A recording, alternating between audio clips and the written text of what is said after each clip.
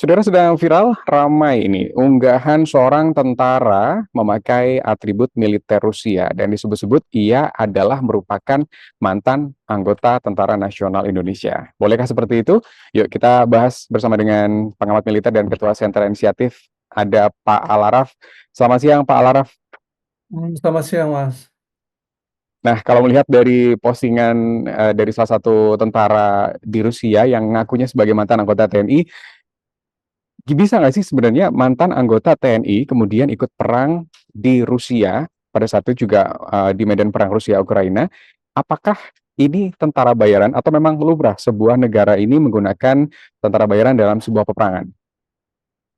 Yang pertama, status dia sebagai tentara di Rusia ini sebagai tentara nasional Rusia atau sebagai tentara swasta di Rusia atau apa ya, itu harus jelas terlebih dahulu. Tapi terlepas dari soal itu, jadi soal pokoknya adalah si prajurit ini kan udah desertir juga ya dari TNI ya, dan mendapatkan hukuman kalau saya tidak salah di dalam proses itu.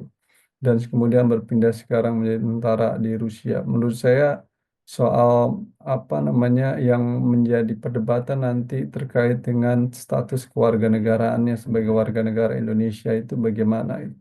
Nah, secara hukum normatif pasti ini akan jadi soal gitu karena dia sudah membela negara lain di dalam perjuangan apa namanya bersenjatanya sehingga sulit untuk dia masih menjadi status warga negara Indonesia itu.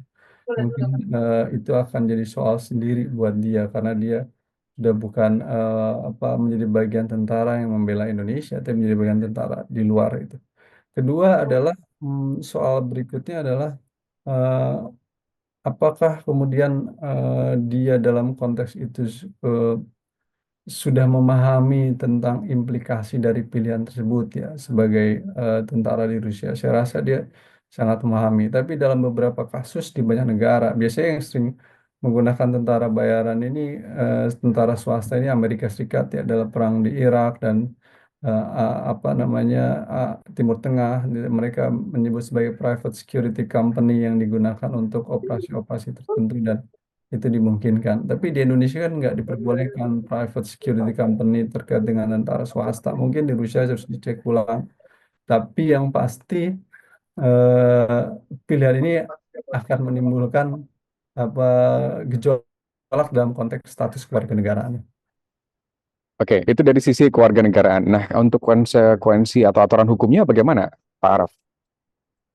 Secara aturan hukumnya dia kalau masuk ke Indonesia dia akan diproses dalam konteks eh, posisi desertir dia yang waktu itu ya. Saya Hmm, tidak perlu pasti kalau nggak salah ada proses hukum terhadap dirinya itu kan yang kemudian membuat dia menjadi bagian dari desertir. Nanti perlu dicek ulang karena kalau nggak salah proses hukumnya absensia apa ya.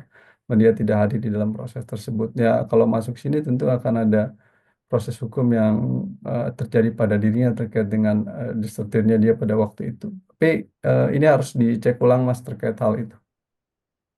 oke, Pak, ini apakah menjadi sebuah alarm bagi TNI? Karena mungkin bisa jadi ini adalah masalah kesejahteraan prajurit begitu. Akhirnya, jangan-jangan sudah banyak nih tentara nasional Indonesia atau ex-TNI yang nyebrang ke negara lain untuk ikut berperang dengan alasan di sana lebih sejahtera begitu. Hmm, sistem perbaikan di dalam tubuh TNI, baik personil, kesejahteraan, anggaran, profesionalisme, ini memang harus dipikirkan secara serius, Mas. Hmm. Bahwa kita perlu penguatan alutsista dan anggaran buat alutsista, iya. Tapi pada sisi lain bahwa kita juga harus mendukung kesejahteraan prajurit itu juga iya. Nah, oleh karena itu kita perlu melakukan penataan sektor pertahanan secara lebih serius gitu dalam hal-hal seperti ini. Pertama terkait dengan rekrutmen personel TNI, maka harus cara lebih baik dan lebih jeli dan lebih jitu supaya tidak ada kemudian anggota TNI aktif ataupun yang sudah desertir menjadi bagian tentara di negara asing. Ini kan proses rekrutmen yang harus diperbaiki ya di tahap awal itu terkait dengan komitmen dia tentang keindonesiaan, tentang nasionalisme dia terhadap Indonesia itu harus dicek di tahap awal. Jadi problem rekrutmen harus diperbaiki. Yang kedua, tata sistem promosi harus dilakukan dengan mekanisme meritokrasi gitu.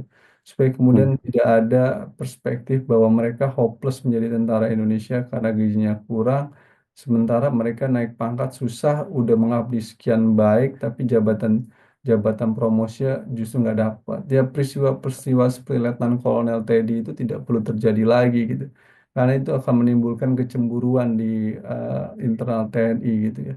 M- Angkatannya saja masih mayor, tetapi dia sudah cukup letkol. Sementara apa kemudian kontribusinya dalam konteks sehingga dia bisa sampai seperti itu. Nah, akhirnya itu berdampak terhadap dinamika meristokrasi yang nggak berjalan di dalam tubuh TNI.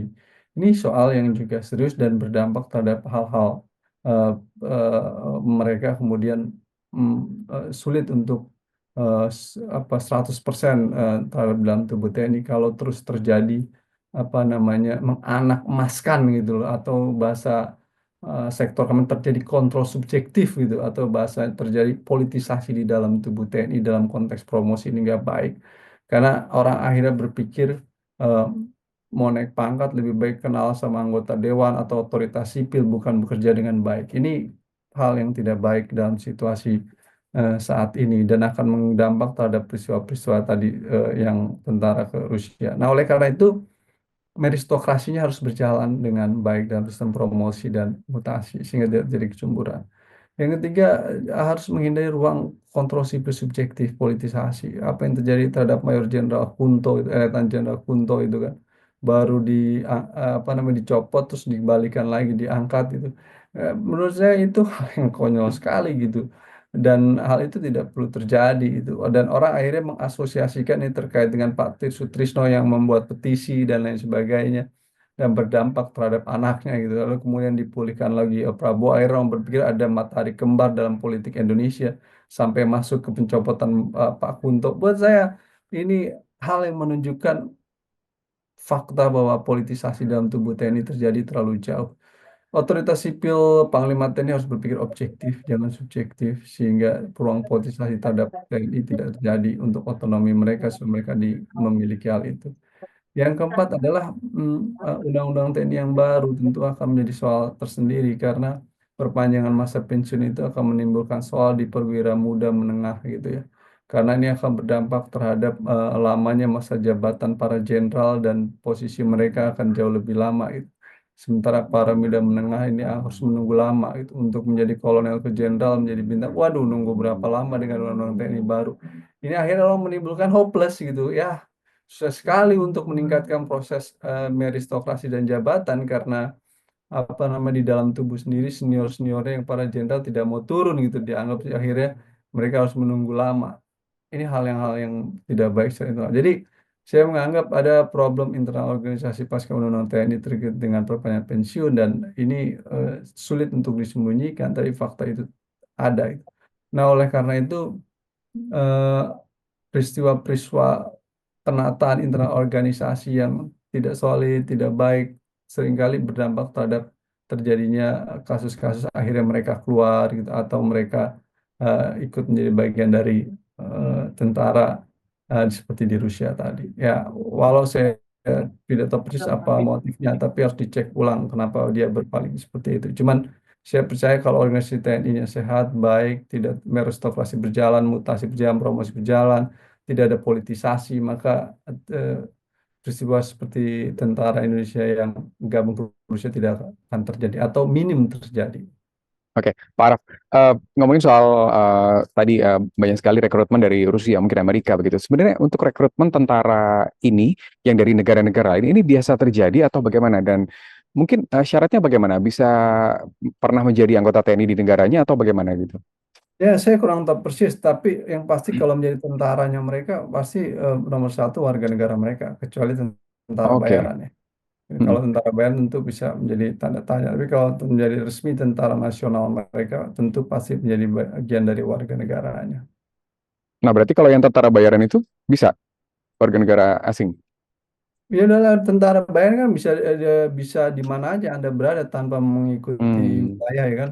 Anda berada di Eropa tapi sama Amerika dipakai untuk operasi-operasi di Timur Tengah ya bisa juga gitu. Artinya dia lintas batas dalam karena dia kan bukan dalam konteks reserve to the state tuh, Mhm. bukan untuk mengabdi kepada negara, tetapi mereka bertujuannya bisnis gitu, digunakan dalam operasi karena Anda dapat bayaran gitu. Jadi motifnya benar-benar ekonomi dan bisnis, berbeda dengan tentara nasional yang Mmm, motifnya benar-benar sebagai apa namanya penjaga kedaulatan dan apa namanya benar-benar untuk mengabdi kepada negaranya.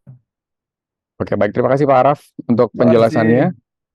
Terima kasih sekali lagi telah bergabung bersama teman-teman dari Liputan 6. Demikian Sedang Viral hari ini, saya Rusdi Maulana, sampai jumpa.